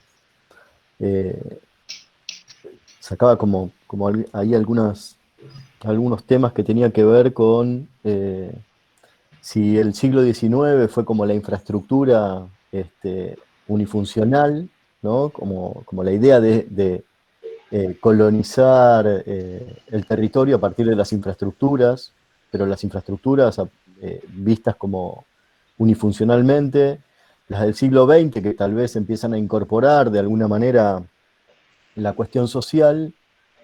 Podríamos pensar que tal vez las infraestructuras del siglo XXI pueden ser como esas infraestructuras socioambientales, ¿no? Y en ese sentido me parece que por ahí nuestro curso, el curso de Proyecto 4 o Arquitectura 4, es en el que estamos trabajando, ¿no? No solamente la arquitectura para la sociedad y para las personas, sino también para las especies, ¿no? No sé, el otro día hablábamos, ¿no? Hoy ustedes hablaban de la ballena franca, por ejemplo. Ahí uno de los grupos que está laburando en 4 tiene como un sistema de costas, y entonces, bueno, pensábamos, ¿no? Esta cosa de Puerto Madryn como punto de llegada de las ballenas. No sé si no hay que pensar algo que tiene que ver con esa relación, ¿no? La dinámica de las especies y de la naturaleza o del agua en relación a una arquitectura que hoy está pensada solamente para las personas. Y tal vez hay que empezar a pensar como esta cosa que planteaba también Danza, ¿no? Como la arquitectura multiespecie.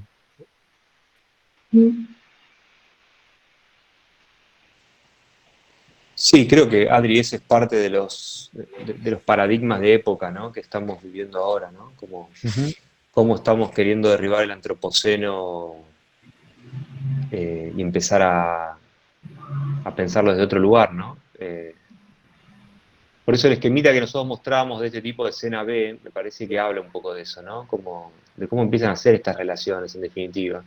Cómo empezamos a ponderar también, como decía Ana, los concursos. Digo, los concursos son siempre evaluados desde, en este caso, digo, y hablemos si quieren de los últimos, desde los varones arquitectos, opinando desde su mirada, cuando no hay ningún tipo de registro de todo el resto de las especies. O sea, como en el jurado no hay un ecólogo cuando estás operando sobre un borde de un río. Digo, es la latencia, es el poder que tiene la ciudad nuestra en términos de trascendencia como cultura y qué sé yo. Bueno, llaman a un ingeniero hidráulico. Capaz que no te gustó lo que opinó, pero llamaron a uno. En el caso del tiro, sí. En muchos pero creo que...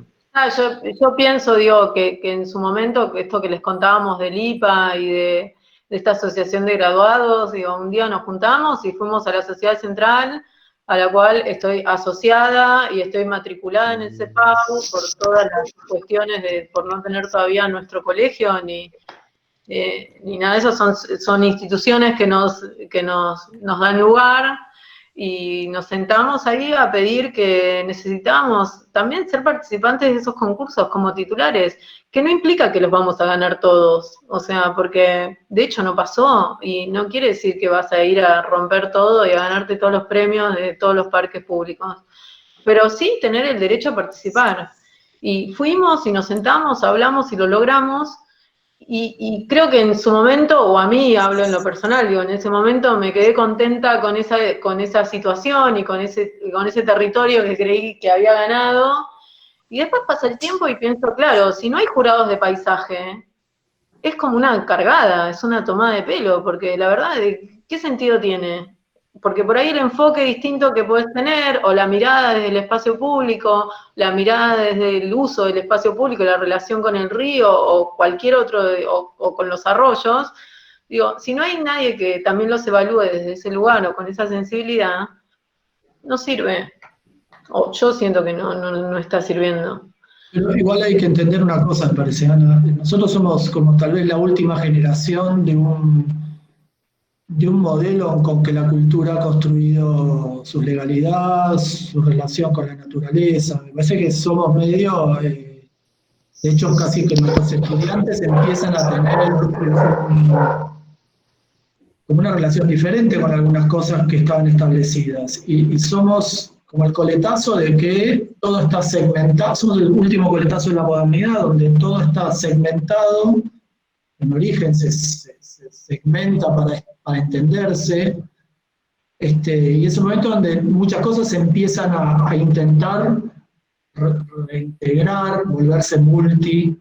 Entonces, no sé, vos decís eso, pero muchas de las decisiones que se hacen sobre el territorio y la ciudad, los arquitectos no participan en su gestación, digamos, como estrategia, participan en su formalización final, ¿no? En ese sentido, nosotros también, yo por lo menos pienso que una de las peleas que uno también da, así como vos estás peleando porque abran determinados espacios a tu disciplina, nosotros, de hecho, uno de los lemas de este espacio es ir por el primer presidente arquitecto del país, un poco joda, pero que habla de eso, de que hay decisiones, sistemas de decisiones que arrancan en lugares donde vos no sos parte de eso. Y terminás siendo un eslabón final de un sistema de cosas. Me parece que eso tiene que ver con la división de tareas que viene de la estructura moderna de la cultura. De hecho, en todas las disciplinas se empieza a ver como fricciones y colaboraciones y y todo está un poco, digamos, el cuento este de la pospandemia, que a mí me da un poco de, viste, parece como, no sé, en el momento había que hacer canchas de pádel, ahora hay que hablar de la pospandemia. Me parece que la pandemia lo que hizo simplemente fue manifestar algo que estaba claramente a la vista. O sea, todo esto que se habla ahora, a partir de ahora viene otra cosa porque hubo una pandemia, me parece un poco reduccionista. En ese sentido, nosotros en las charlas del taller siempre decíamos, imaginamos este escenario en el 2050, por ponerle una fecha, ¿no? Cuando vos, como pasó en el taller con otra de las charlas que trajo Adri el taller, de Fernando Pereira, el geólogo, te das cuenta que, o cuando ves los mapas de Pangea que mostraron ustedes hoy, que 2050 o 2020 en términos de tiempos históricos es el mismo momento, ¿no? O sea, se dio ahora, se dio cuando se iba a dar. Algunos especulaban para el 2050, creo casi por cagazo a que nos toque tener que hacernos cargo, pero... Nos tocó. Quizás, para mí lo que está bueno de la pandemia, me parece todo esto, es como que cada uno se invente qué le reveló y qué se quiere llevar para después. Qué se quiere llevar de toda esta experiencia, ¿no? Como... Claro, por supuesto que está buenísimo todo lo que nos generó a todos, pero lo que no me parece bueno es que a partir de que ahora se explotó la pandemia hay que repensar las cosas. O sea, estaba cantado que veníamos saturando la relación con el soporte natural, que la legalidad, ¿no? Yo no respondía bien a lo que había que responder, mucho veníamos viendo, revisando las ideas ¿cómo se llama?, de las cuencas acá, que siempre hablamos, Nacho, de las cuencas de la Pampa, que tiene el monumento Mar del Plata, por eso me parezco, bueno, soy un viejo, se me mezcla, ¿cómo se llama? Todo el proyecto, me sale Humboldt, se me mete Humboldt en la cabeza. Caminino, está bueno. Hace mucho que venimos revisando estos tipos que plantearon estas bases y que fueron medio ninguneados, o corridos de la producción real sobre el territorio, porque por ahí no convenía atender esa mirada. A mí me gustó mucho, el año pasado estuve en la Bienal de Mar del Plata, hacía mucho que iba a Mar del Plata, ver que hay un monumento ameguino muy fuerte en el corte de la costanera, camino desde el centro al camino al Museo de los Chicos, ahí donde se nota el corte geográfico, hay incrustado, no sé si lo tienen presente, un busto gigante de ameguino muy grande, y dije, wow, en algún momento alguien se dio cuenta de quién era el importante, ¿no? Tienen que tener esa imagen ustedes, porque está entre la Perla y el Museo del Mar de los Chicos, que está el corte de la barranca sobre la playa, está incrustada la cara del busto ameguino muy grande. Fue interesante verlo, porque hay un momento que el Estado reconoce como un pensamiento a seguir, y después eso, bueno, quedó ahí. Pero digo, somos los que estamos como al final de este proceso, me parece. Sí, y creo que también está bueno, y que creo que muchas de estas cosas que nosotros levantamos la bandera o peleamos, o tratamos de instalar, creo que son cosas que ni siquiera quizás las veamos nosotros, digo, serán para las generaciones que vienen, y está buenísimo, digo, por ahí es esto, es el momento que nos tocó a nosotros, es este, y será una transición. Y sumo a lo que decías vos, Pablo, que por ahí está bueno, y que creo que a nosotros nos pasa en nuestro quehacer profesional, y lo digo no porque esté acá presente, pero sí nos ha pasado con los chicos, con Monoblog. Creo que tiene que ver también con algo por ahí generacional, o una manera distinta de correrse de un lugar del que todo lo sabe, y construir una mesa de trabajo, digo, y nos hemos sentado a pensar concursos con una hoja vacía, a sentarnos todos a decir, che, ¿qué hacemos con esto? Nuestra mirada proyectual también, porque la tenemos, con otro enfoque, ¿no? Claramente, digo, yo no diseño un edificio, pero sí sé proyectar y diseñar sobre el espacio público, sobre el territorio, y después lo objetual, digo, yo obviamente no lo sé bajar, pero sí puedo entender qué sirve, qué no, y digo, y hemos construido con ellos, con los CIR y con un montón de otros más, digo, como unas alianzas de laburo de pares, pero de pares en serio, o sea, nosotros imagínate que cuando recién empezábamos en un concurso, me llamaban 10 minutos antes de entregar para pedirme que mande qué árbol pongo, mandame el nombre en latín y la foto. O sea, Bueno, olvidate. pero eso es parte de un proceso que vino Obviamente, dado así también. por eso te De digo, hecho, creo que ¿cuántos años tiene la carrera? 25. Pero, digamos, ¿cuándo aparece la carrera en los términos en los que ustedes salen de esa carrera? No fue siempre igual la carrera. Fue como más chiquita, fue como armando su corpus también. Sí, también sigue siendo chica y le cuesta arrancar y yo creo que también tiene que ver con la construcción de esto, de entender los alcances, de entender lo que podés hacer y creo yo, de una mirada que a veces es cerrada, pensar que por otros lados podés llegar al mismo resultado. Me parece que la carrera nuestra tiene como una mezcla de saberes que es muy piola y que es una manera de ver más allá, digo. Y no es porque lo haga yo, digo, pero porque lo veo en el sentido de que, digo, nosotros cursábamos 3 días en la facultad y 3 días en la otra. Íbamos a ver biología, ecología, física, fisiología, y después íbamos a un taller de diseño con la maqueta, morfología, digo, es una mezcla como medio esquizofrénica, es medio raro, pero digo, cuando lo podés conjugar a todo y llevarlo, digo, es interesante pensar como en estos híbridos. Pero Y por ahí en el futuro, y todas en las esto carreras. quería sumar a lo que decías vos antes, digo, pienso si se tienen que acomodar los planes de estudios de las carreras, digo, si arquitectura tendría que cambiar su plan de estudio para poder actuar más en el territorio, tener materias que la apuntalen en ese sentido, o si cada carrera se tendría que quedar donde está y bueno, y construir una cosa más mixta, de juntarnos más gente de diferentes lugares y pensar todos juntos. Bueno, hay otros formatos de cursadas universitarias que son más así, que vos vas cruzando saberes. Claro.